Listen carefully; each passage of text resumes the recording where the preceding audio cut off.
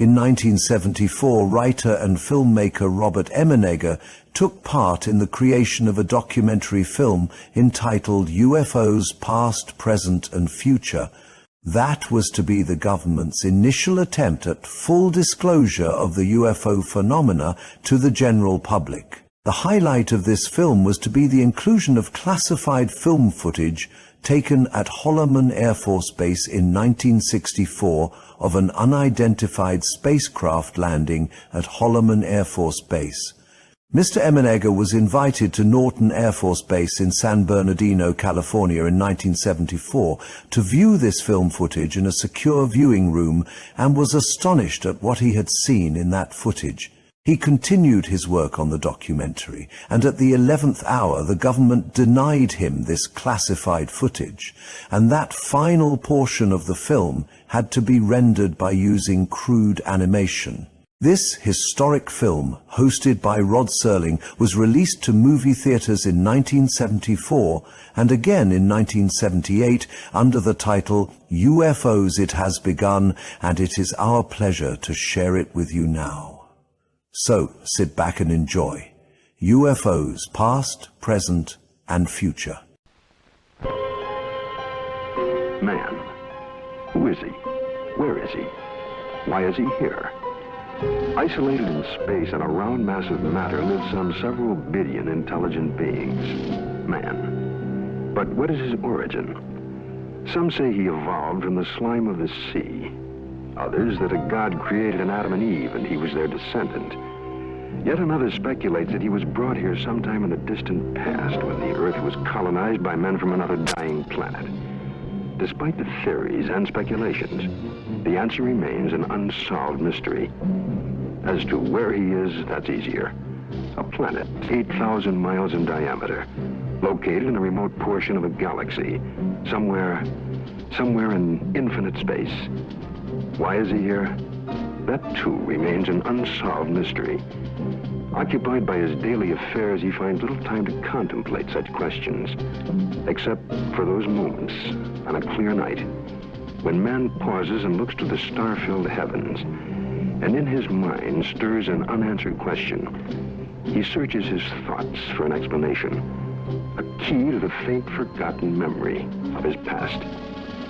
And perhaps at that moment, somewhere else in the universe, on a distant planet similar to his own, somewhere on the other side of our galaxy, other intelligent beings wondered too, and set out in airships on an adventure through space to search for their answers. November 2nd, 1967. Two men are driving west of Loveland, Texas. The night is clear and still. Then around 11 p.m., they have an extraordinary experience.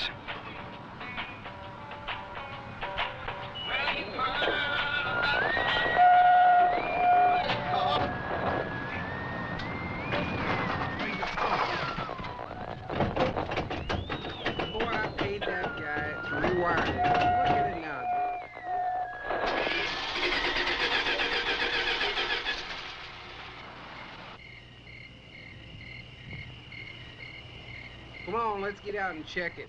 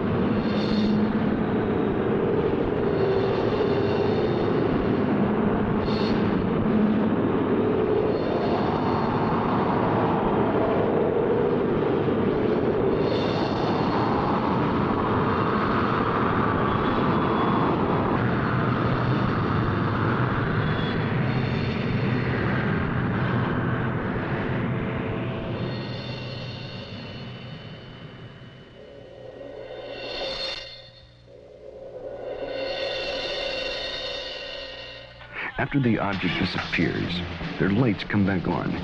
The engine restarts, and they hurry to notify the police. Later, the Air Force investigates their story and 15 similar reports before concluding that a form of globular lightning was responsible for the sightings. But there are many other possible explanations. What you're witnessing is based on fact. Some will find it fascinating. Some may find it frightening. But it is all true. The Old Testament, Ezekiel chapter 1. It came to pass that the heavens were opened, and I saw visions of God. Out of the midst thereof came the likeness of 4 living creatures. They had the likeness of man. Now, as I beheld the living creatures, behold, one wheel upon the earth by the living creatures. The appearance of the wheels and their work was like unto the color beryl, and their appearance and their work was as it were a wheel in the middle of a wheel. And when they went upon their 4 sides, and they turned not when they went. As for their rings, they were so high, they were dreadful, and their rings were full of eyes round about them 4. And when the living creatures were, the wheels went by them. And when the living creatures were lifted up from the earth, the wheels lifted up.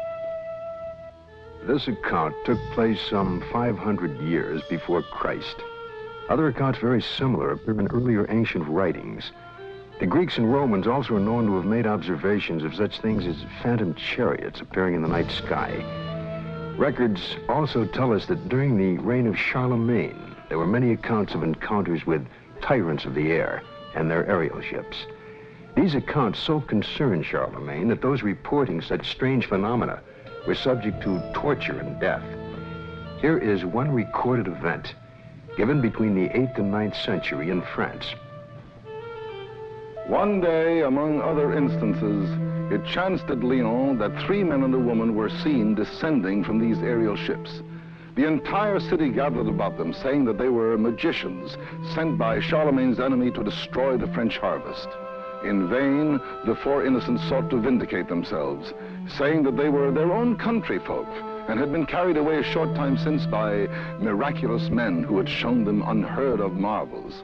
Luckily, the Bishop of Lyon pronounced the incident as false, saying it was not true these men had fallen from the sky, and what the townfolk said they had seen there was impossible. The people believed what their good bishop said rather than their own eyes, and set at liberty the 4 ambassadors from the ship. The date was November 12th, the year 1887. The time was near midnight aboard the sailing ship Siberian, when it was reported that several people aboard ship witnessed a huge sphere of fire. It was observed arising out of the ocean. It rose to an altitude of 16 meters, then flew against the wind and came close to the ship, then dashed off toward the southeast. This sighting lasted a full 5 minutes. Within the years 1896 and 97, mysterious airships were reported all across the United States. In Oakland, California, a group of streetcar passengers reported a winged cigar that sent out a stream of bright light. The sighting spread through Colorado, Texas, Kansas, Nebraska, Iowa, and many other states, particularly in the Midwest. On April 11, 1897, Walter McCann of Rogers Park, a few miles north of Chicago, took a photograph of an airship. The New York Herald, as well as the Chicago Herald Tribune, pronounced the plates as being genuine and not a fake. Dr. Jacques Vallée, international authority on the UFO experience. The first thing I'd like to dispel is a frequent misconception that UFOs are limited to this country. Very often people ask me, how come I never hear about UFOs in other parts of the world? How come we only hear about UFOs in America? Well, UFOs are not an American phenomenon. They are a worldwide phenomenon. That's one of their most dramatic characteristics. The first major wave of sightings, and sightings tend to come in very intense series over a couple of months, over a given region of the world. The first such major wave occurred over Scandinavia in 1946. There was a major wave in this country in 1947, mainly in the western states. And then there have been waves in the US in 1950, 1952, and so on.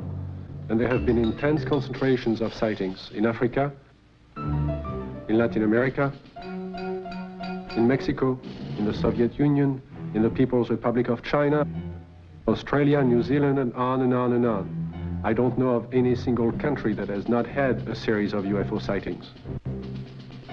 May 1975, Manitoba, Canada. Unidentified flying objects have been reported over the small town of Carmen. The objects have been seen by many witnesses over a period of several weeks. May 13th, 1975, cameraman Alan Carr of station CKY in Manitoba photographs 2 separate sightings over Carmen in front of 4 witnesses. The first sighting occurs at approximately 10:30 p.m. The object appears to be stationary just above the ground. Then, almost simultaneous with a flash which appears in the sky, the object moves north at blinding speed. Only when the film is later analyzed in slow motion does Carr realize what he has captured photographically. Approximately an hour later, a second sighting occurs. The object appears over a group of trees and moves from left to right at an apparently low relative altitude to the horizon. Again, slow motion analysis provides a fascinating study of this unexplained event. On June 30th, 1973, Jean Bigot of the Astrophysical Institute flew over Chad aboard the Concorde, packed full of scientists and scientific apparatus, at 17,000 meters altitude. In the twilight of a total eclipse, Mr. Bigot photographed the horizon with his camera.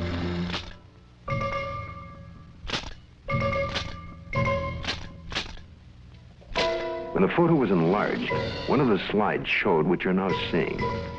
If you look closely at this photograph, it resembles exactly what has been cited by many Americans during 1973 and 74. Although NASA takes no official position as to the UFO phenomena and their probable explanation, nevertheless, there remains on the record several unexplainable sightings by Gemini, Apollo, and Skylab astronauts. The first sighting occurred during Gemini 4 in June of 1965. Astronaut Jim McDivitt suddenly spotted a cylindrical object with arms and antenna. And when seen against the day sky, it appeared white or silvery. The object then appeared to be moving toward the craft. Suddenly, they lost sight of it. During the sighting, the astronauts were able to take these photographs and movie films of the UFO. Gemini 5, later that year, after 3 days and 5 hours into their mission, were contacted by Houston Control Center, advising the astronauts that Houston had picked up and was tracking another object, which was pacing Gemini across the entire United States.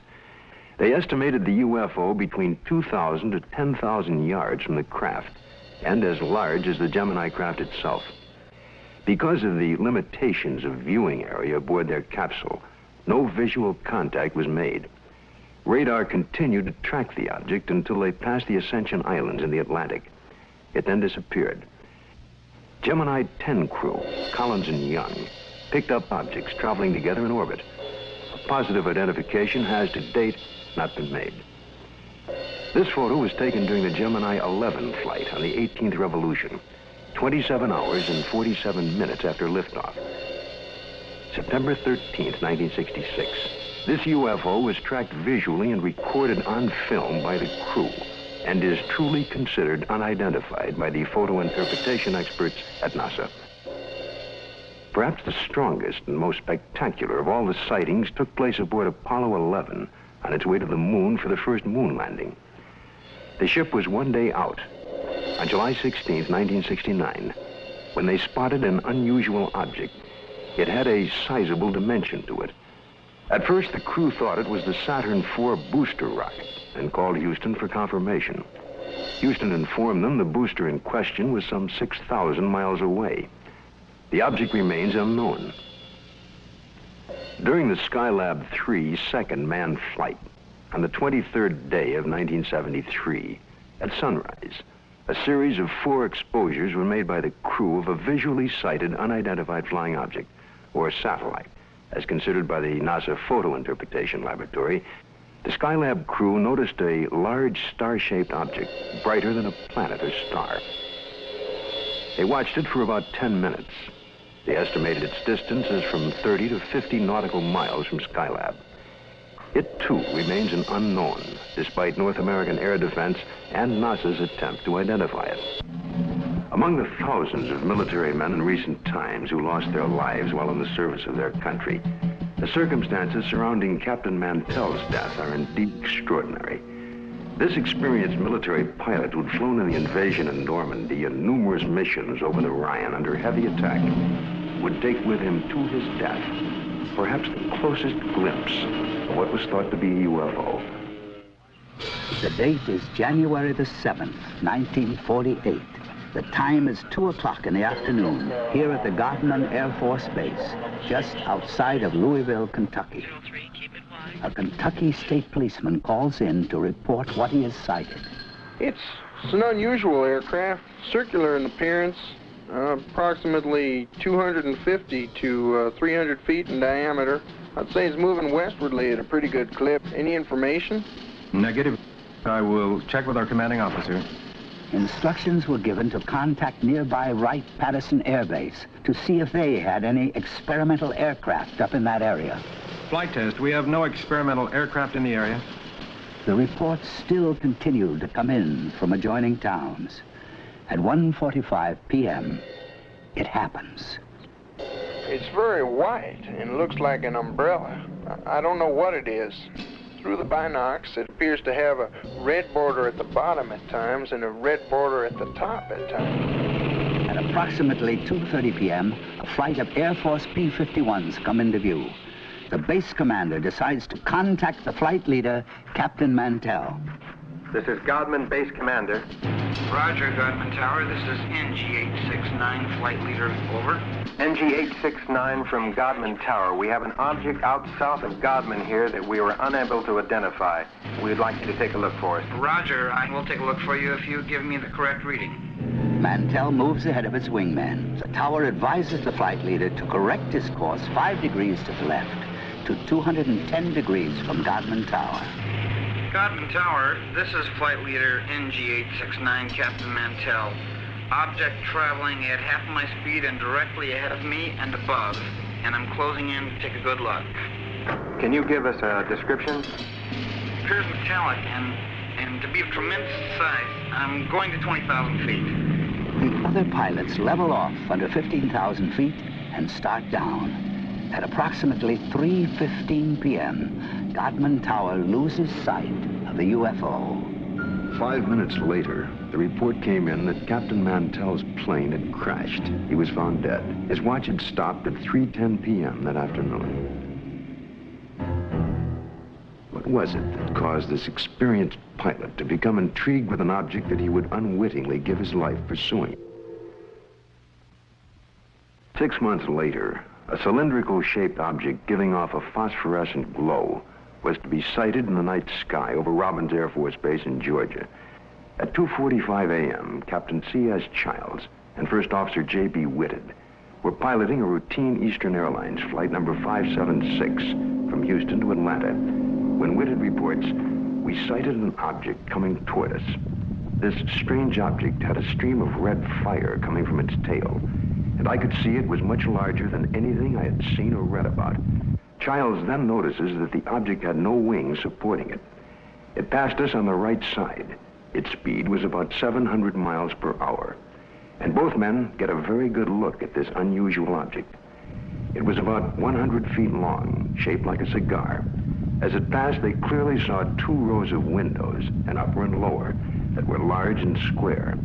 During that evening, there was a third witness, the one passenger who was awake on that Eastern Airlines flight, Clarence McKelvey.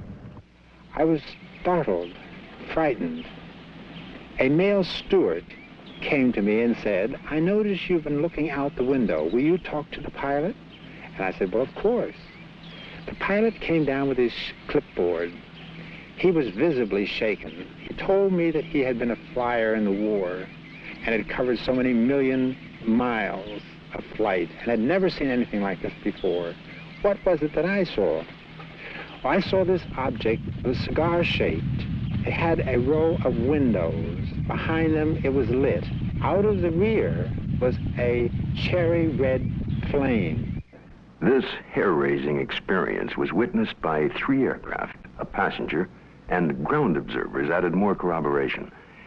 The conclusion of an air intelligence report was that the object remains unidentified as to origin, construction, and power source, and goes into the record classified as unknown.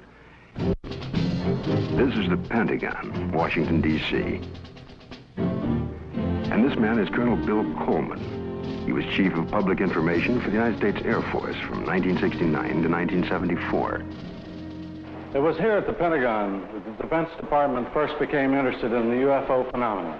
This occurred in the late 1940s, with reports about objects and lights seen in the sky by military personnel and others. The Air Force decided to investigate the matter anyway. There was that one possibility that these flying objects could well be foreign weapons used for test purposes and might affect our national security. The investigative branch was called Project Sign. The project had only been underway for about 2 weeks when the Mantell crash had made headlines across the nation. The staff's investigation was far from complete, but public pressure was enormous, and they were forced to come up with an answer to really quiet growing speculation that Mantell had been killed by hostile aliens in some flying saucer. That's when we decided that Mantell had chased the planet Venus. However, this was an initial finding. The Chills and Whitted case had an impact on the Air Force project. It presented the first close-up account by highly reliable witnesses. The object described led some of the staff to postulate an extraterrestrial theory, and they wrote up an estimate of the situation, which at the time was classified top secret, suggesting that the saucers were from outer space. This theory was rejected by the Air Force Chief of Staff, General Hoyt Vandenberg, and even other Project Sign staff members as not having enough proof. So the extraterrestrial visitation idea was dropped for the time being. It's been said in jest that if these UFOs are from other worlds and they wanted it to be known, all they'd have to do is land on the White House lawn. But an incredible incident, too quickly forgotten in time, took place over our Capitol. In 1952, Air Force spokesman for the Pentagon and UFOs at that time, Mr. Al Chop, relates the famous incident that stirred the Capitol, causing a request from even President Truman to be kept up to date on all the details. There were radar reports of unidentified flying objects over the nation's capital. We had 3 reports. One came from Andrews Air Force Base radar control room, and 2 from the radar controls at Washington National Airport. The first sightings consisted of a number of unidentified targets picked up on radar. Then a call was placed from National to the Andrews Air Force Base flight controllers. They were apparently tracking the same targets.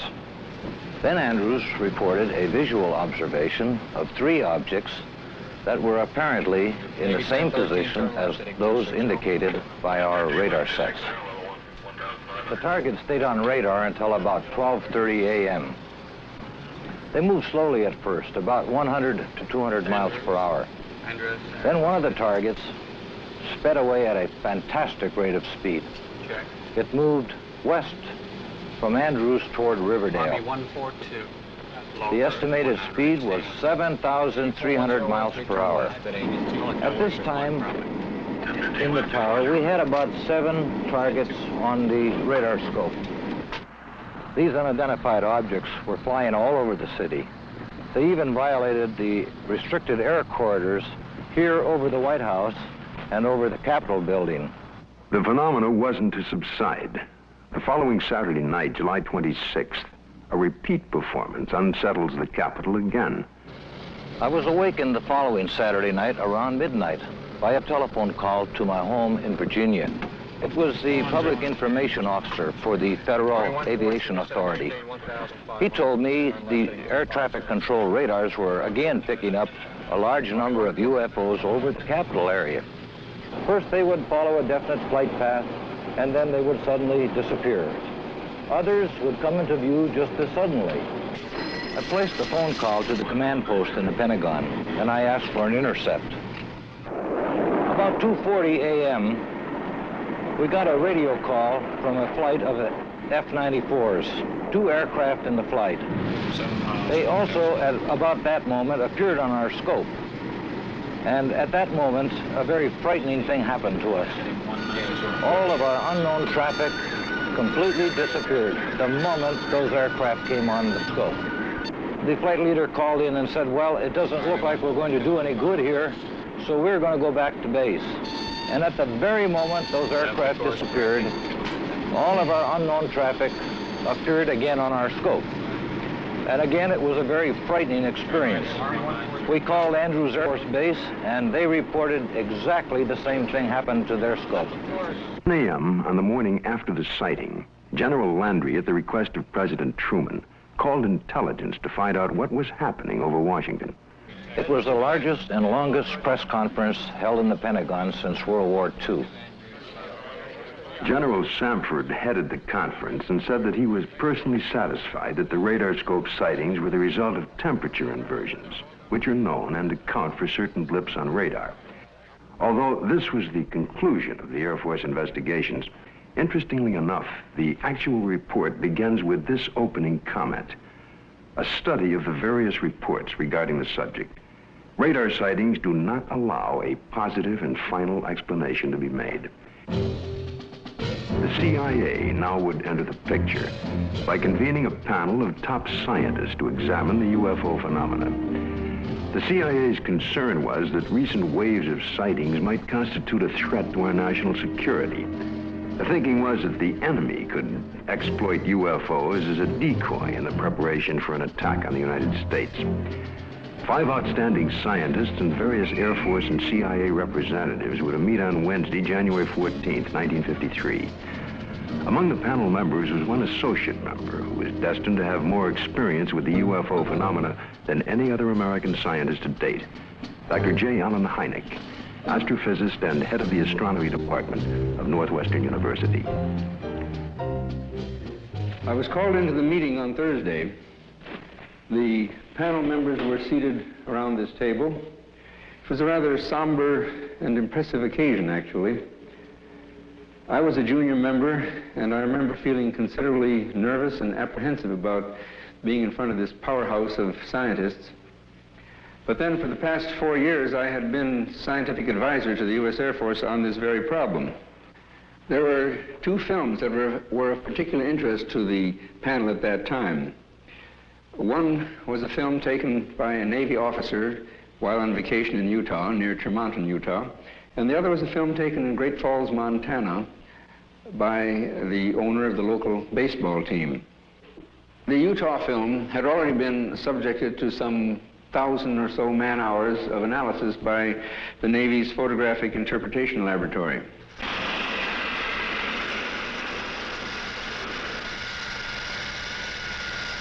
So the panel got up from their chairs and crouched around the wall to examine the films, and they asked to have the films run several times, as a matter of fact. Now, the Navy had, on the basis of their detailed analysis of the Utah films, they had concluded that the objects shown in the films could not be birds, balloons, aircraft, and so forth, but indeed that they were self-luminous, unidentified objects. Despite this conclusion, the panel rejected it and concluded that the objects were birds. They couldn't be unidentified, therefore they had to be birds. I came away from the meeting and from the room with the distinct feeling, however, that the panel had deliberately moved to debunk the whole subject and not to give it the serious scientific attention which it deserved. How many times have you noticed something in the sky, something out of the ordinary, a movement or a shape that suddenly catches your attention? You look more closely, and usually the thing becomes immediately recognizable. It's the moon, or a flock of birds, or a plane, usually. But just for a moment, Suppose the thing you glimpsed remains unrecognizable, unidentified, without witness or proof. All you have left is a nagging sense of mystery, of uncertainty.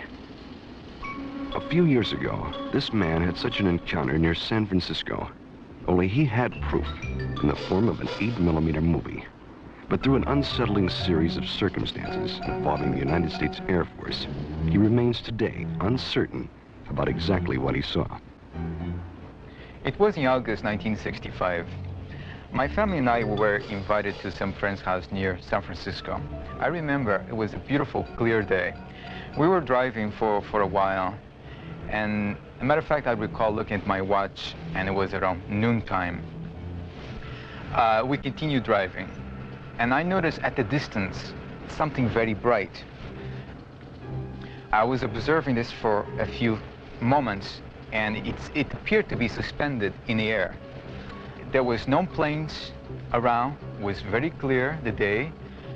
There was no clouds. My family, they were with me. I called to their attention. They all looked at it. They were all amazed by it. And in the meantime, there were cars going by, and I tried to attract their attention, but they were not paying attention to me, or they were driving too fast.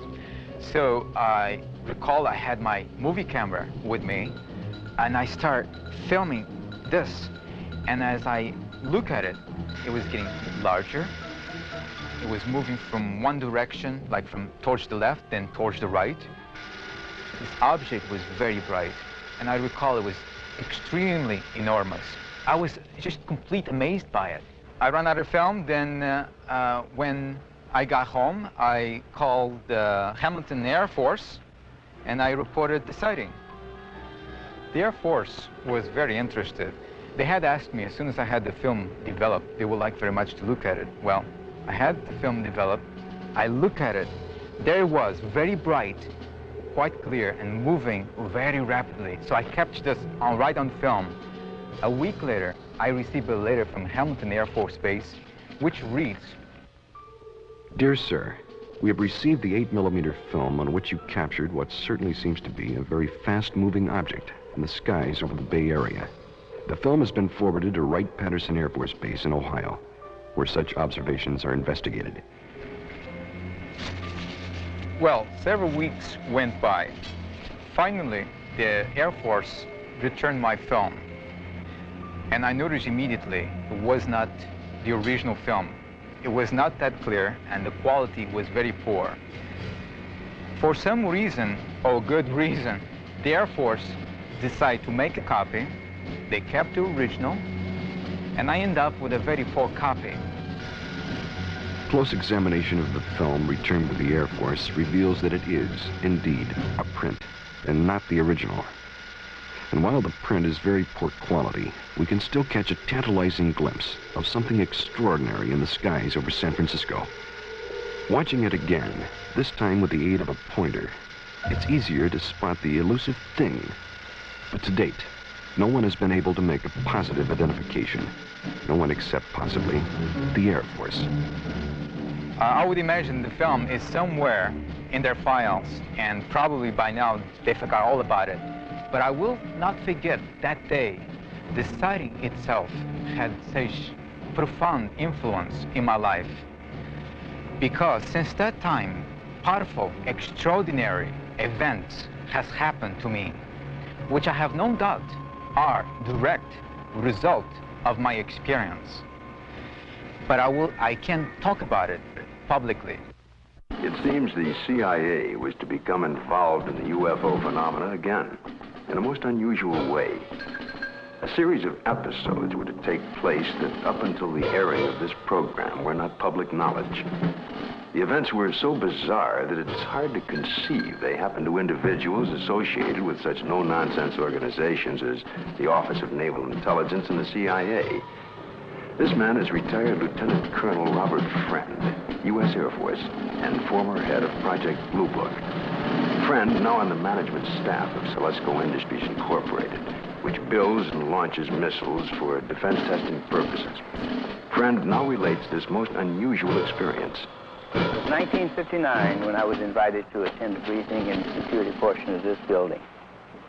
It seems a retired rear admiral had information about a woman in Upper Maine that purported to have established contact with extraterrestrial beings.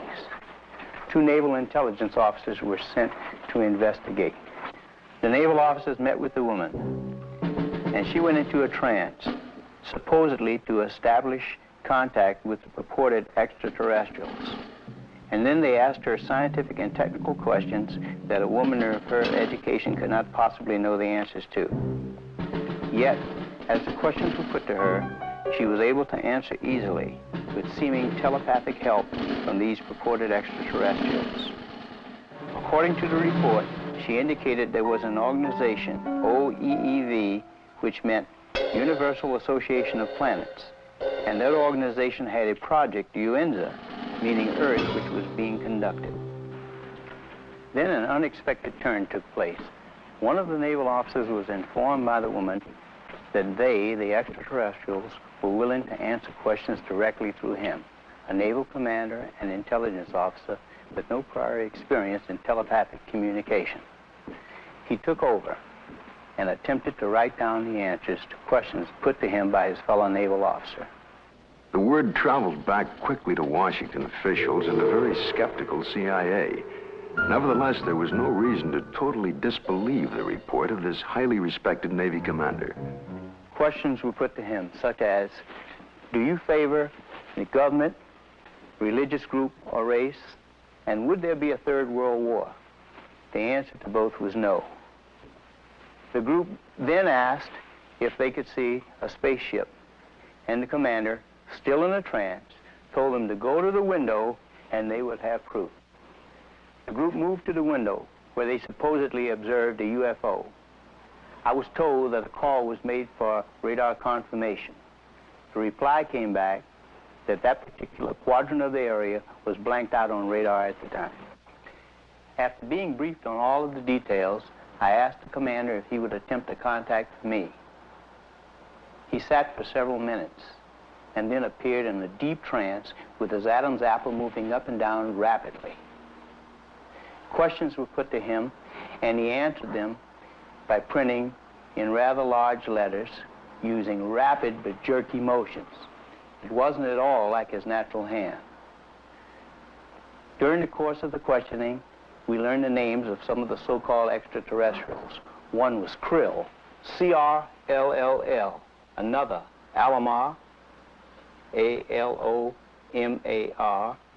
And another, Alpha, A-F-F-A, purportedly from the planet Uranus. A case that just as well could have been written by a very imaginative science fiction writer. But here in my hand is the actual account of the incident by one of the agents present at that time. The names of 7 men present are listed here. Because of the unusual nature of the incident and at their request, their names will remain confidential. Another reason for control of the Blue Book files was to protect the names of witnesses. To help satisfy public demand, periodic summary releases were made. We had no proof that we were indeed being visited by extraterrestrial vehicles under intelligent control. However, we couldn't prove that there weren't spaceships either. It created a dilemma for the Air Force. In 1966, an important incident takes place in Michigan. It creates enough of an uproar that President Gerald Ford would at that time call for a congressional hearing on UFOs. Here are excerpts from Ford's actual letter to the House Armed Services Committee. The Air Force sent a consultant, Dr. J. Allen Hynek, to investigate various reports, and he dismissed all of them as products of college student pranks, or swamp gas, or an impression created by the rising crescent moon and the planet Venus. I do not agree that all of these reports can be or should be so easily explained away. I am proposing that the Science and Astronautics Committee, or the Armed Services Committee of the House, schedule hearings on the subject of UFOs and invite testimony from both the executive branch of government and some persons who claim to have seen UFOs. I think we owe it to the people to establish credibility regarding UFOs. Sincerely, Gerald R. Ford, Member of Congress. Congress acts on Ford's letter and holds an open hearing under the chairmanship of L. Mendel Rivers of the House Armed Services Committee. Only 3 persons are invited to testify: the Secretary of the Air Force, Dr. J. Allen Hynek, and Project Blue Book head at the time, Colonel Hector Quintanilla. Hector Quintanilla relates the events and reports of the unusual sighting that led up to the congressional hearing. And the other one here at Dexter. Based upon the original reports from the Sheriff's Department, it all began at 8:35 p.m. on March 20th, when Frank Manor, who used to live over there, reported to the Sheriff's office that he had seen a strange object in the swamp over there. According to the police report, the police officer, in company with the complainant, proceeded along Territorial Road until they reached Brant Road, at which time they turned left, proceeded to the end of the road, secured their vehicle, got out of the automobile, proceeded along the cornfield, keeping the trees lined to their left. Then they crossed an open field to the creek. They crossed the creek and reached this point, which was their vantage point, and observed the object. Frank Manor described the object as brown in color, quilted, with a porthole in the center, sort of flat on the bottom, cone-shaped towards the top. Two small lights, one at each end, one glowing bluish green, the other one a brilliant red, with a glow at the bottom. Well, of course, by the time I arrived, the situation was so charged with emotion that it was impossible for me to do any really serious investigating. I had to fight my way through reporters to interview the witnesses. Other sightings were reported over the area, and a solution from Dr. Hynek and Major Quintanilla seemed in the offing. Well, the pressure was mounting for an official explanation. There were more than 60 newsmen jammed in at that news conference. I gave what I thought to be at that time the only scientific explanation possible for the faint lights in the swampy area. I made the statement that it could be swamp gas, and even though I went on to emphasize that I couldn't prove it in a court of law, that was the full explanation for these sightings. Well, the press picked up the phrase, swamp gas, and rushed off to the telephones, and I was to come into a great deal of criticism over it. What was the outcome of that congressional hearing? I believe the Air Force presented its side quite openly and completely.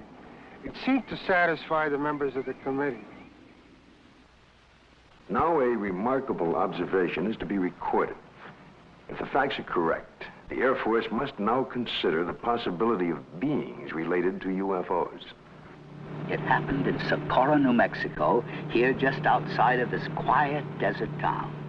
A state highway patrol officer, Lonnie Zamora, was on duty, as he had been for the past several years. A black Chevrolet was observed, speeding by the courthouse. Zamora put his highway patrol car into pursuit. Lonnie chased the car north on US 85. As he passed this hilly area, Zamora heard a roar and something caught his attention. 10 or 15 seconds pass. Lonnie then calls in to the sheriff's office. The time was about 5:45, I recall. And he said, Socorro to 1044, an accident. And then he said, I'll be 10-6 out of the car, which meant that I was going to be investigating a possible accident. And I went up this road about a half a mile, and then I stopped my car and I got out and looked out, and I could see a white looking object in the distance. I thought it was an overturned car at first, but I got into my patrol car and went up closer to it. And when I started to get out of the car, I heard a big roar. As I got to it, I could see looked like a couple of coveralls hanging from a clothesline. I couldn't see what it was, but it looked like a couple of coveralls. Zamora called in. He sounded very excited. He said he watched an object lift up slowly and disappeared into the sky very fast. I went down to where the object had been, and I noticed the brush was burning in several places.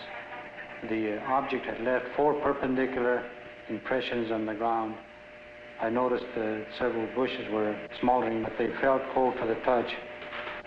I noticed what appeared to be a couple of oval footprints on the ground. I knew Lonnie had seen something, The proof was right there.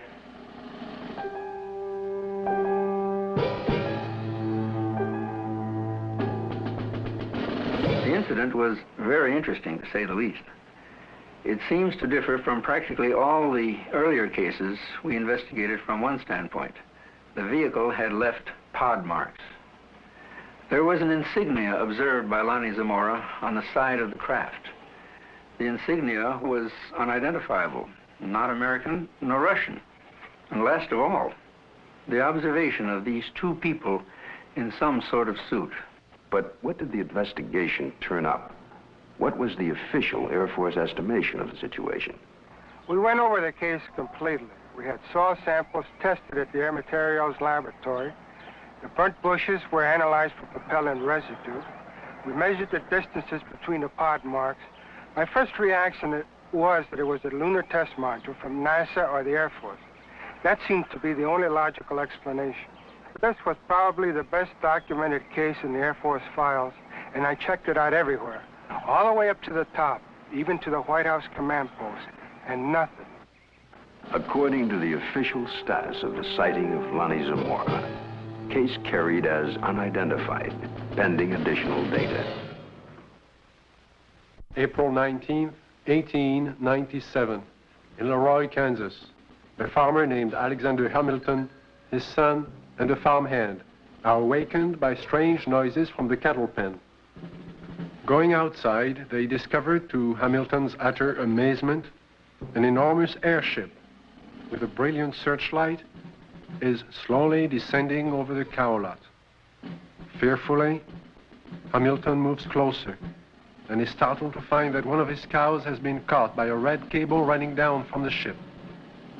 The next day, after an extensive search, he discovers the cow's hide, legs, and head in a field miles away. This is one of the first recorded cattle mutilations connected with UFOs. The report could easily be dismissed as a tall tale if there were no others.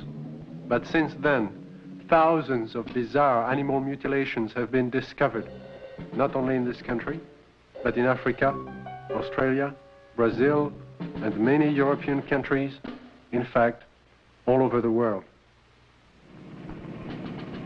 In this country, mutilations have occurred in over 30 states in the last 5 years alone. Frustrated ranchers and law enforcement officials have come to recognize the classic signature of the mysterious mutilators. Often, in a remote area, a cow will be found dead, the sex organs removed, and the tongue, an ear, and an eye, all surgically cut out. The body, more often than not, has been drained of blood, though no blood has been found on the ground. In fact, there are no tracks or prints of any kind near the body. And yet, amazingly enough, there is no evidence of a struggle. One of the first states to be hit by the mutilations was Colorado. Reporter Bill Jackson of the Sterling Advocate covered the story from the very beginning. A classic mutilation, or say 90 to 95% of the mutilations will be almost identical. Some part of the face will be gone, exposing nothing but, the jawbone. An eye will be taken, a tongue will be cut out, and an ear will be taken. The rectal area of the animal will be what appears to be bored out. The reproductive organs will be removed. In the case of a cow, the udder will either be entirely removed or parts of it will be removed. Usually, in probably 90 or 95% of the cases, there will be no blood whatsoever in the animal. And there will be no traces of blood on the ground where it fell or where it was mutilated. All you've got is the carcass, and you've got no idea why it died, or how it died, or how it was mutilated. It all began in 1975. It was a bizarre time. Nobody had ever seen anything like this before. Not only did we have the mutilated dead animals on the prairie, but we also started getting the lights in the sky at night. Along that time, there were many theories that were being developed on why this was being done. The satanic cults were being blamed, dope smugglers, UFOs, a government experiment of some kind. As time went on, the situation became so widespread that people realized it couldn't be the the occult or the dope smugglers, which left us two possibilities. Number one, it was being done by a government, let's say. Or number two, it was being done by UFOs. As more and more cases were reported, the Colorado Bureau of Investigation was called in. Well, our position is basically one where predators, at least our investigation determined that predators were responsible for probably 99% of the reports of mutilations. As I said, there were 203 separate reports received from this agency. But of the 203, we only received 45 tissue samples to conduct microscopic analysis on. Of the 45 tissue samples, we found that only 2 of those 45 had actually been mutilated with a sharp instrument. When they first started, they would send samples of these animals to the CBI, to Fort Collins, to try and determine what was the cause of their death, what was mutilating them. And 9 times out of 10 or more, the report would come back that were being caused by predators. Now, these ranchers and the sheriffs in these rural areas had been around cattle all their lives. They'd been around coyotes all their lives. And they knew that this just wasn't possible. A coyote would not do that. Predators, when they come in and start to eat, now I'm talking about four-legged predators. They'll come in and they'll bite, and then they'll pull and they'll tear. The cuts we have, even we can't make cuts like this. We've tried this many times on dead animals with scalpels, razors, and knives, and we can't make the same cuts. We've had cattle that we've went and investigated that were, called in, and I think I have a mutilation here, and we went out and we seen it, and it was not a mutilation. And these are not the ones that's reported. The ones that we classed as a classic type mutilation are actually mutilations, and they're not predators. Animals, wild animals, predators, coyotes, won't approach these carcasses. But in the case of an animal being mutilated in the wintertime, there's possibly something about the cold weather that may mask whatever it is that keeps predators away, and that will be the exception to the rule. Is this animal here, is any pretty much like the other ones you had that was mutilated? Yeah. How old a cow is this, Don? 8 years old, according to the way I looked at her teeth, 8 or 9. I know definitely it wasn't animals. We took out the whole works there.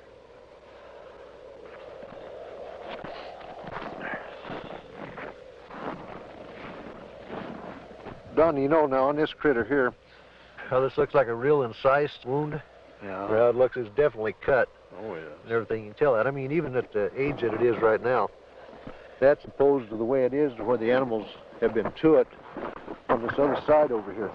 Kind of noticed there, the difference there, Don, between here and how animals have been to that, and that flesh is torn. Yeah. And it's not a real incise, but yet when we seen this animal the other day, now these were all incise, good clean cuts on there. Definitely. So that's a good example of what we was trying to say about the lab up there. They said that it was predators doing it, but that definitely wasn't a predator wound there. No, I wouldn't say. Well, it looks like they went clear from the navel here, turned back in underneath here and took the whole bag and out of the whole works out, and they cored down into the rectum, the whole rectal area, and looks like it got back into some of the reproductive organs back in there. The mutilation and the sightings of the lights in the sky continued. It got to a point to where ranchers in the northeastern part of the state began arming themselves. They weren't getting the results they wanted from state authorities. They were concerned for their families, and they never knew when they might be next. They began patrolling their pasture land, watching over their herds at night. Lights from the sky, when they got too close to a herd of cattle, the ranchers shot. Well, I think everybody was a little edgy. Everybody started carrying high-powered rifles. I don't know what good it would have done, but everybody was awfully nervous. I'm completely convinced that there's something there that's not normal. There's a lot of questions that are unanswered, I'm sure, and hopefully someday maybe somebody will figure it out. Unidentifiable lights in the sky have appeared in virtually every area of this country which has been plagued by cattle mutilations. But no explanation has been found for these strange sightings. There are some who believe that these objects in the sky are responsible for thousands of mysterious cattle deaths which continue to this day. Though state and local officials have stated their views about the mutilation mystery, surprisingly few veterinarians will speak publicly about the situation. This man is an exception. Dr. William Fitzgerald runs an animal clinic in Durango, Colorado.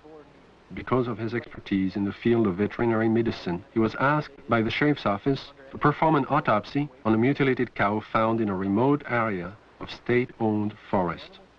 This particular animal had been largely exsanguinated. The anus and about the first 4 inches of the rectum had been removed. The preputial skin and the last 2 or 3 inches of the penis had been severed flush with the body wall. The left eye had been removed, and the last 1/3 of the tongue had been cut. A portion of the lips on the left side of the animal were also sawed off,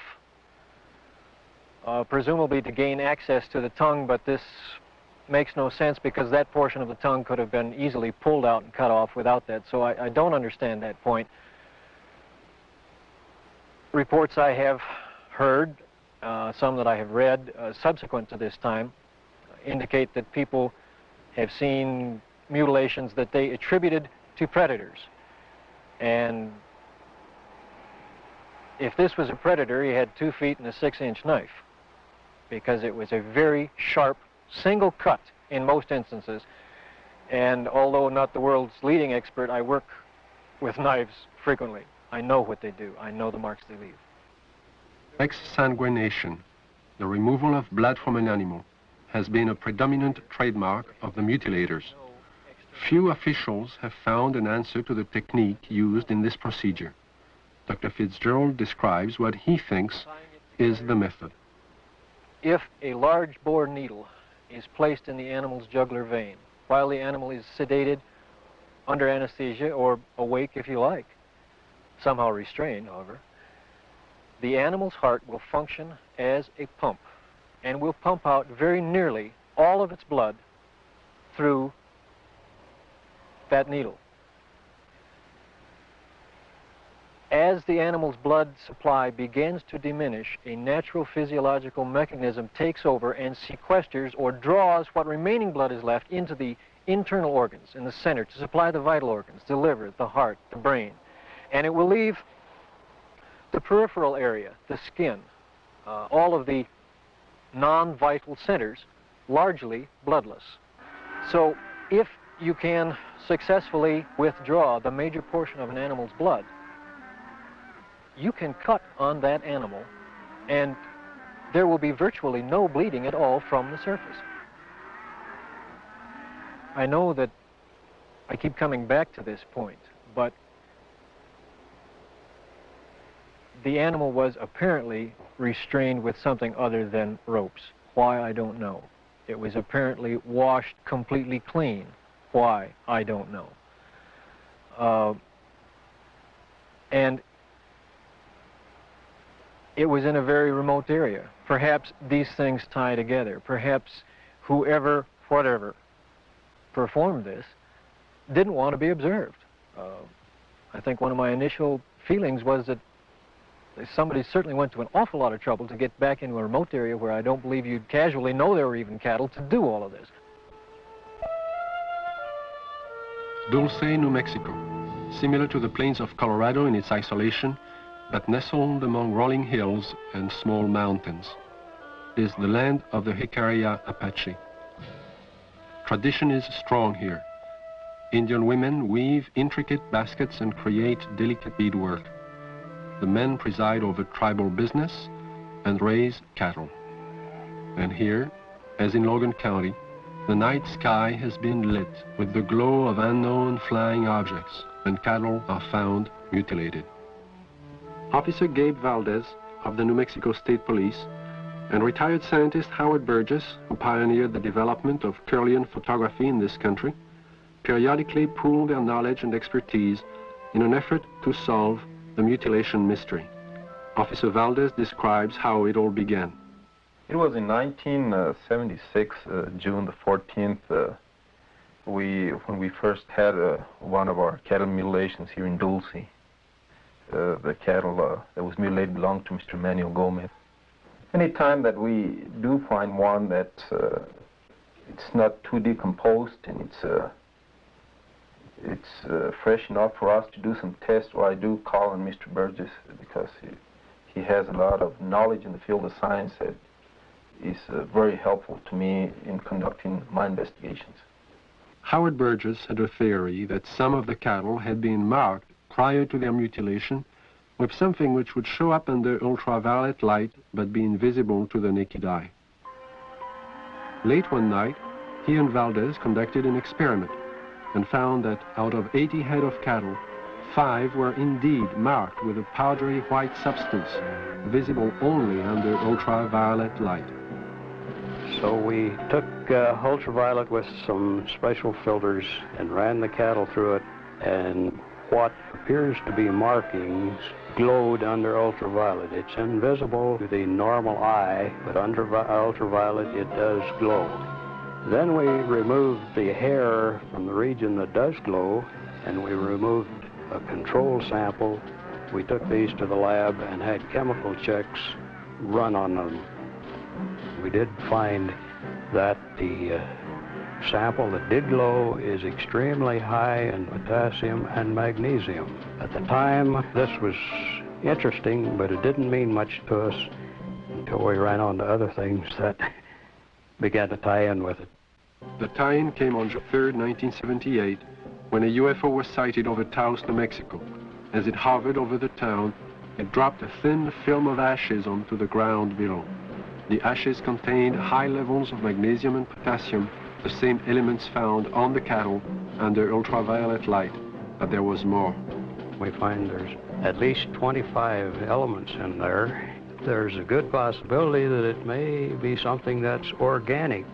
And if it is, this just opens up a real bag of worms, because anything can happen if this is an organic material that has come from one of these crafts. And this, as the people told us, directly fell from the craft that was hovering over the area. One evening in 1975, Logan County Sheriff Tex Graves took his deputies into the countryside around Sterling, Colorado, determined to track the bright lights which had been skimming across the ranches and farmlands for the last several weeks. Reporter Bill Jackson describes the sequence of events. We were just getting started in this. We really didn't know what we were doing. We weren't prepared for anything like this, of course. But as time went on, we realized we couldn't catch them, so maybe we can take pictures of them and discover something that way. A year and a half later, the lights returned. The mutilations were still going on. So we arranged with the Honeywell people in Denver to borrow a 1100 millimeter Lentar lens from them. And got some high-speed recording film from Kodak. And then we sat and we waited, hoping that the lights would come back and we'd have a chance, and finally that chance came. It was a stationary object that we saw for approximately 30 to 45 minutes, and the resulting shots were interesting, to say the least.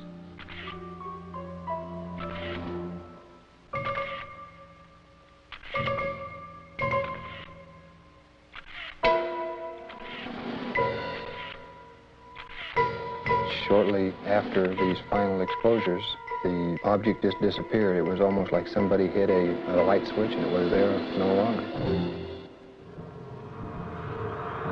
What are these unidentifiable lights? What is their nature and their purpose?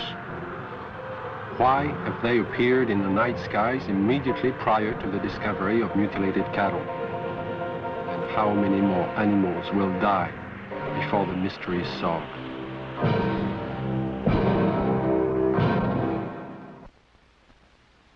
In 1974, I received a call from a woman who had a strange story to tell.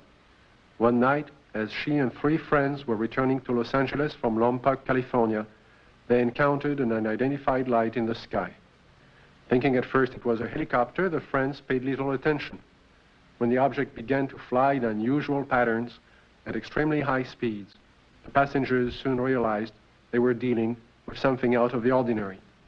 What happened next is best told in the woman's own words. Helen is a fictional name. Her real name is being withheld at her own request. I saw it come into the sky from the top of the mountain range and go straight up and do a 9-degree angle toward us, and I called it to the attention of Don, John, and Sue. And they saw it too, and it was there. I was not on dope or alcohol or anything like that. And it came, starting doing really erratic things in the sky. It was a small white light and very easy to see. We were not mistaking anything. It came over to the car, flipped over and went around on the other side toward the other hills and came back, settled above the car. By this time, because it was so close, it was 8 lanes of freeway, at least in diameter and even a little wider, saucer-shaped, a very white, luminescent light emitted from the entirety of it. The ship stayed above us, out in front of us, about a minute or 2, and we watched it, and none of us were saying a thing. And we just kept driving, and it kept staying in front of us. And then out of the perimeter of it, closest to us, came 4 white beams of light, very much like funnel-shaped, smaller at the perimeter, and they descended upon us and came around each one of our bodies. And out of each one of our bodies, we started to float into that beam of light. The best description would be molecularly being dispersed. And when I looked over at Don and Sue and John, their bodies, their legs and their bottoms are still on the car seat, and their heads and their shoulders and their chest molecules were going through the roof of the car, along with mine. We didn't lose consciousness while this happened. We were completely conscious of going through the roof. And the bottom molecules of our body were coming through too, and we were about 3.5 or 4 feet outside the car, going toward the ship, and we hit an energy field, a strong one, and remembered nothing. Next thing I did remember, we were coming back, the same process, going back into the car. It wasn't until several years later that Helen realized she had experienced more than she remembered. Mental images, which she couldn't explain, caused her to visit a specialist who put her through a memory regression. In this relaxed state, Helen recalled the evening in question and described in detail the experience of being taken aboard the UFO. I came to, and standing in front of me was a very tall man with whitish hair, kind of bronze, beautifully tan type of skin. And he had long type of robish gown on, and he was looking at me and very, very friendly. And he said he supposed I'd like to know what we were doing here. And I looked around, and I did want to know. There was a huge room that we were in that had a hallway off the front and a hallway off to the side. And there were round curved hallways. The room was very light. Iridescent light radiated all over, but you didn't see a light bulb anywhere. In fact, you didn't see hardly anything except for the swivel chairs we were sitting in. And he proceeded to help me up, and then we walked together over to the screen in front of us, across the room, and he showed us some information, pictures, and it was very cordial and very easy to talk with. The man spoke to me in English, but concurrent with everything he said was a great deal of telepathic communication, and it was completely peaceful feeling. It all made sense. He showed us a screen with many images on it that clarified some of the things he was saying. He also said that he'd been around with the other people there for thousands of years, and that they had been picking up people and giving information to people for the use of putting it into this world, into this society, to bring about a lot of better changes. And the interesting thing was that there are some people, he indicated, who we know and read about, who were given information by him. This is what he told me. And there was no fear. That's predominant, I think, in everything. From this large room where we first came on, the man led me down into a couple other rooms. And the one that's very interesting was more or less in the center of this ship, and it was a room full of dials and full of men dressed in more form-fitting clothes, whereas the one who met me had a type of ambassadorial robes on. And these guys had more like turtlenecks and Levi's. They were still white, soft, iridescent, and very comfortable looking, and they were working. There was plenty of dials, and there was lots of screens, types of scopes there, and they were doing things very involved. None of them paid any attention to us. They kept their work. After he had taken me to these rooms, we were walking again down the hall to go back to the car. And while we were walking, I remember telling him, you know, nobody's going to believe me. And he said, he's a really nice doctor, and he goes, it doesn't matter if anybody believes you. And there was a purpose to being told these things, and what I had learned and what John and Sue had learned too had its purpose. And it was very kind and very cordial. You could meet him on the street almost and not even feel anything unusual. And then we came back to the room, and we were put back in the car the same way as we were taken out. And we just this tremendous sense of peace, and that there was a lot more going on than we had originally thought. In December of 1969, amidst great public controversy, the Condon report from the University of Colorado was finally out. In summary, they found no evidence that UFOs were a threat to the national security, and the late Dr. Condon recommended that the Air Force terminate its involvement in UFO investigations and analysis. In 1969, the Air Force officially disbanded Project Blue Book and the study of the UFO phenomenon. Conclusions of Project Blue Book were: 1, no UFO reported, investigated, and evaluated by the Air Force has ever given any indication of threat to our national security. 2, there is no evidence submitted that sightings categorized as unidentified represent technological developments or principles beyond the range of present-day scientific knowledge. And 3, there is no evidence indicating that these unidentified objects are extraterrestrial. The files of over 12,000 cases were placed into storage. But the ubiquitous UFO wasn't to be influenced by this government position. Incidents were to continue, with daily reports of flying objects finding their way into the news media. In the closing months of 1973 and early into 1974 alone, there are over 1,000 unrelated and unsolved reports of UFOs from across the United States. Delaware State News, Dover, Delaware, October the 16th, 1973. Dover. 3 women on their way to the market saw it. At the same time, the crew of the Delaware State Police helicopter saw it. 2 airline pilots flying over Dover reportedly saw it. Flight controllers at the Dover Air Force Base saw it. Southern Illinois and Carbondale, Illinois, October 18th, 1973. It didn't make any noise, Don said. It had red and green flashing lights on the front and back. Times Dispatch, Richmond, Virginia, October the 19th, 1973. It was hovering, and we parked there on U.S. Route 15 about 2 hours and watched it. Walla Walla, Washington, January 30th, 1974. Guards of the Washington State Penitentiary have spotted what appears to be the same UFO 2 mornings in a row from their tower positions at the prison. Scranton Tribune, Scranton, Pennsylvania, February the 25th, 1974. Police spot flying object. State's UFO reports are increasing. October 21st, 1978, Bass Strait, Tasmania. A pilot named Frederick Valentich disappears after reporting a strange craft hovering above him.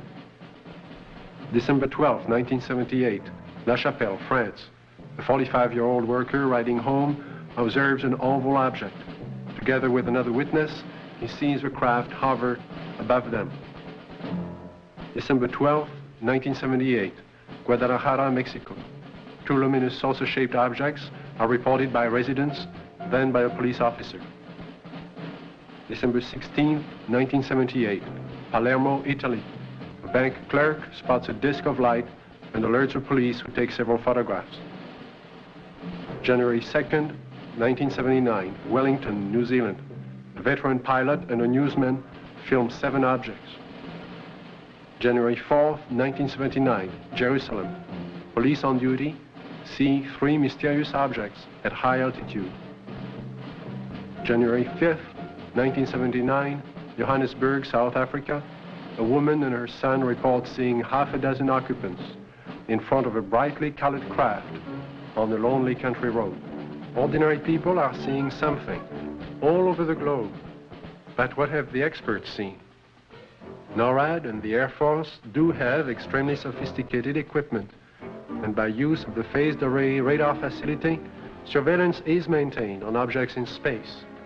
But the system is only designed to track things like rockets, satellites, and man-made debris, objects with specific trajectories and which hold an orbital or flight velocity of approximately 4.8 nautical miles per second. This system is designed to discriminate between objects in space. For example, it will ignore a meteor entering the Earth's atmosphere, but will quickly spot a satellite as it begins re-entry. Objects can also be photographed with incredible precision by the electro-optical surveillance system, and it's very good at its job. However, it's not designed to photograph everything, just specific items and particular missions. The sky is so vast, it is virtually impossible to wait for, track, and photograph all unidentified phenomena. There is just not sufficient time or budget.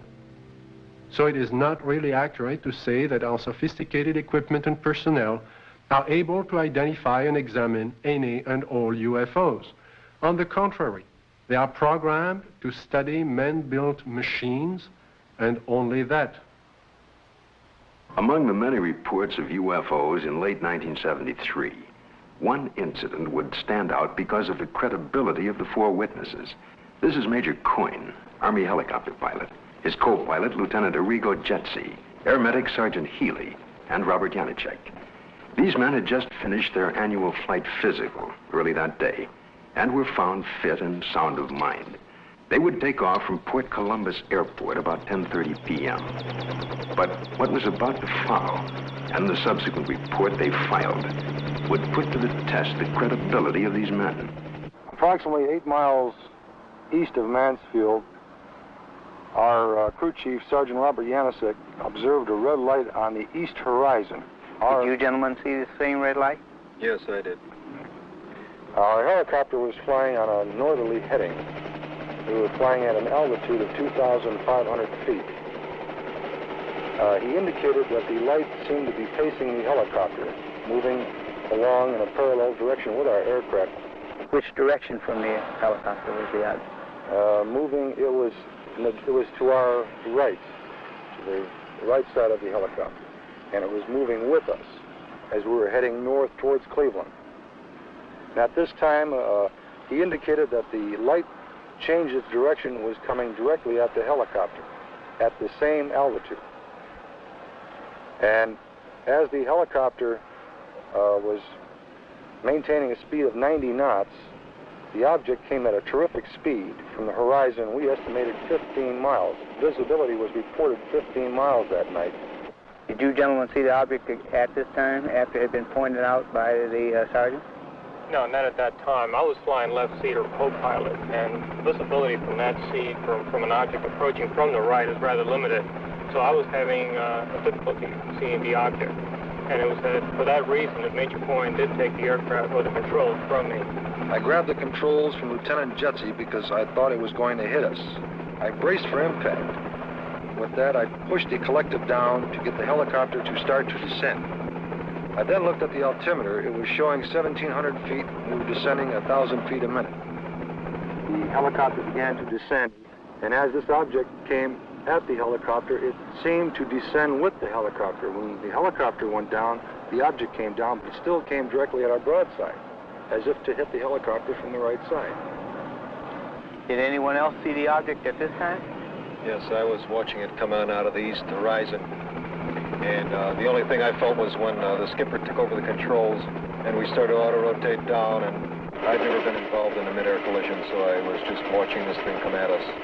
It was at this time a light swung 90 degrees from the UFO towards the helicopter, and it came in through the front of the plexiglass, and the entire cabin inside turned green from the light. It was a pyramid-shaped type light that beamed down and came through the front of the helicopter.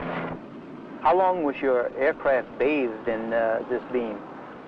The light that came into the cockpit apparently lasted only for a few seconds, but it was enough time that I observed the red instrument panel lights utilized for night flying to be absorbed by the green light.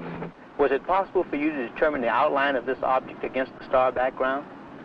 Yes, sir. It was a cigar-shaped object, like a symmetrical airfoil with the dome on it. It was a solid object. It was a metallic structure to it. And you could see lights reflecting off the structure, and you could not see any of the stars or behind the object itself. Well, while all this was going on, what was the attitude of the helicopter? Apparently, when we were supposed to be descending at 2,000 feet a minute at 100 knots, we were climbing at 1,000 feet a minute with the controls still established for a descent. And we went from 1,700 feet up to 3,500 feet and topped out at 3,800 feet. I would like to stress one important fact, and that is there is approximately 20 years of Army aviation experience between the 4 men on board the helicopter that night. We have been trained to follow procedures and regulations in reporting incidences, regardless of how they're accepted. And we tried to follow those procedures. And we reported the incident as it occurred and have avoided any speculation on the subject. Well, our government's official position is not to speculate on this subject. We can choose to let our minds explore other possibilities, to use our imaginations. For if we consider that astroscientists agree on one point, that the possibility of life elsewhere is not only quite probable, some feel it is there without a doubt. Let us suppose then that these objects are real space vehicles, extraterrestrial in origin, and not an illusion of the mind. Perhaps we can begin to accept such ideas as various reported UFO shapes and configurations by looking at our own aviation history. We have, in 71 years, devised dozens of aircraft shapes, from propeller-driven biplanes to lunar modules to date.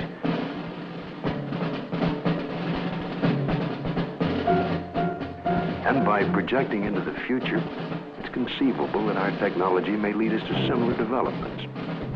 As to the UFO's behavior, if they are space vehicles, they appear to have movement in advance of our understanding of what is possible in the 20th century.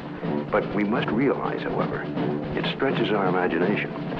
There will be a 21st, and 22nd, and 23rd century, where the impossibilities of today may be tomorrow's commonplace. If these vehicles are of origins outside our Earth, then we must assume they are managed, controlled, and operated by some sort of beings, perhaps similar to us. From sketchy reports around the world, we can begin to construct a hazy portrait of these aliens. Reports indicate ashen, pale, white skin, perhaps with a thin protective membrane over them. Eyes large, far apart, with a wraparound appearance. Nose indefinite, 2 small breathing holes. A slit mouth, or small, or no opening at all. Behavior cautious, curious, firm. Ability to paralyze on touch. Sounds emitted. Humming. Oohs in a foreign language or some accent. Buzzing as if electronic from their head and chest. Wearing head protection or overall body protection. We just might not be scientific and technically sophisticated to the extent that's necessary in order to recognize what is the real evidence in this, in what we have collected. I think we should also think of other possible hypotheses. Suppose there are such things as interlocking universes, where forms of matter which don't mesh with ours except under strange conditions.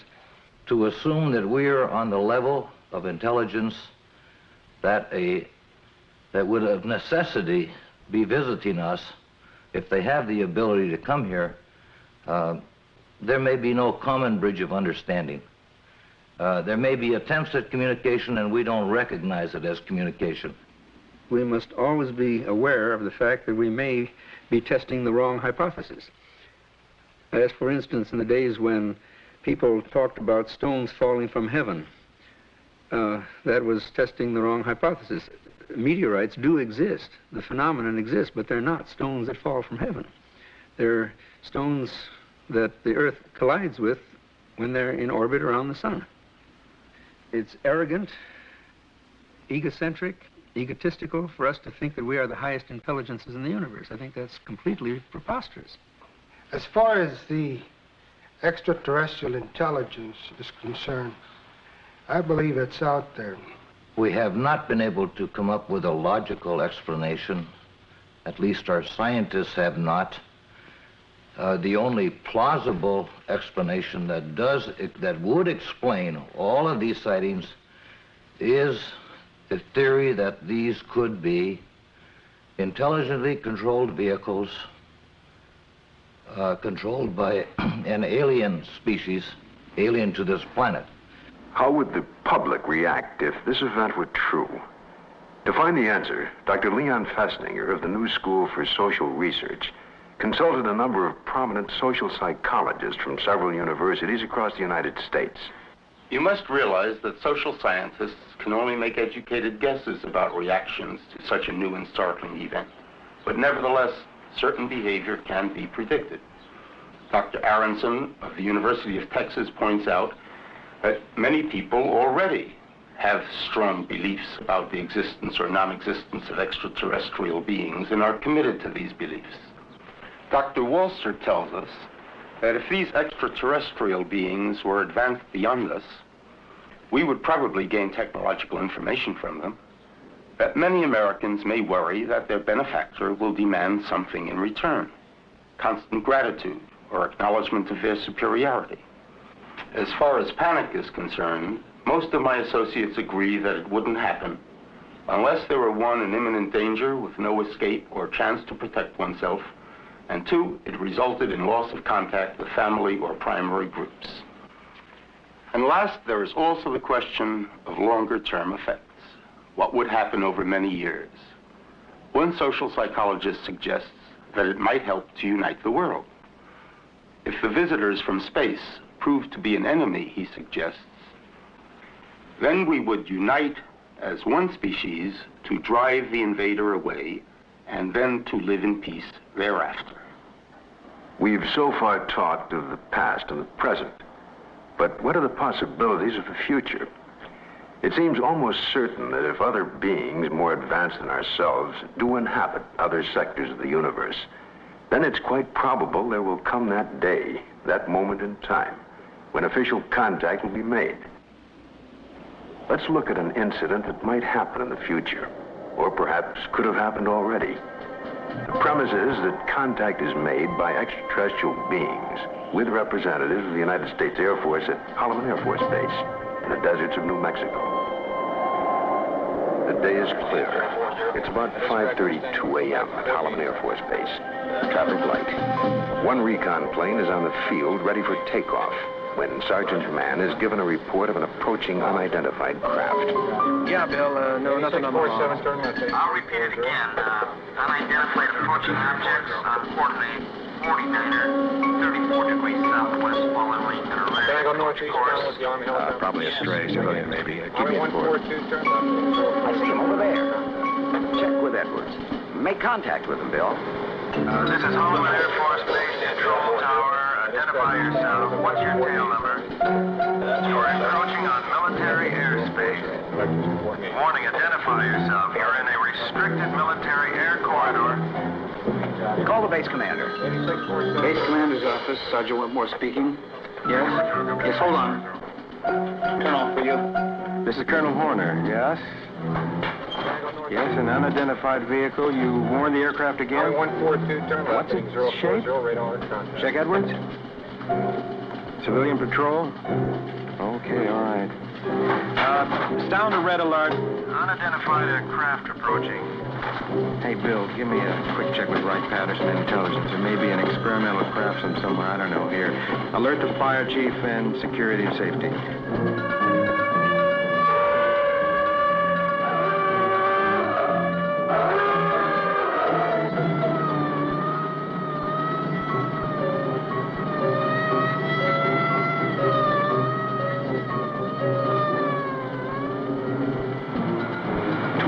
Interceptors are dispatched to escort the unidentified crafts out of the area.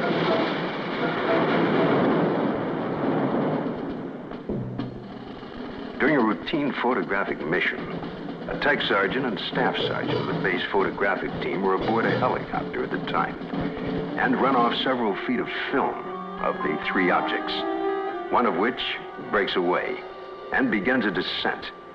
A second high-speed camera crew on the ground runs off approximately 600 feet. The cameras continue to roll as the extraordinary vehicle comes into view. It hovers, almost silently, about 10 feet off the ground for nearly a minute and yaws like a ship at anchor, then sets down on 3 extension pads. Commander and 2 officers, along with 2 base Air Force scientists, arrive and wait apprehensively. A panel slides open on the side of the craft. Stepping forward, 1, then 2, and a third, what appear to be men dressed in tight-fitting jumpsuits. Perhaps short by our standards, with an odd blue-gray complexion, eyes set far apart, a large pronounced nose. They wear a headpiece that resembles a rope-like design. The commander and the 2 scientists step forward to greet the visitors. Arrangements are made by some sort of communication, and the group quickly retires to an inner office in the King 1 area. Left behind stand a stunned group of military personnel. Who the visitors are, where they're from, and what they want is unknown.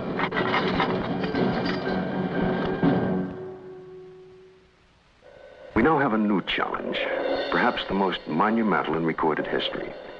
The opportunity to investigate a phenomenon that could change our destiny. Through the study and understanding of the UFO phenomena, we may discover a new energy force, or how to use it. Or it could lead to an understanding of our relationship to life throughout the universe. And if there are beings from distant advanced societies, we may be privileged to see a revelation, a look at ourselves 1,000 years in the future. And perhaps at this very moment, located in another galaxy, somewhere in infinite space, other beings raise similar questions and discuss the possibilities of life outside their planet and talk about Earth as part of their plans for the near future.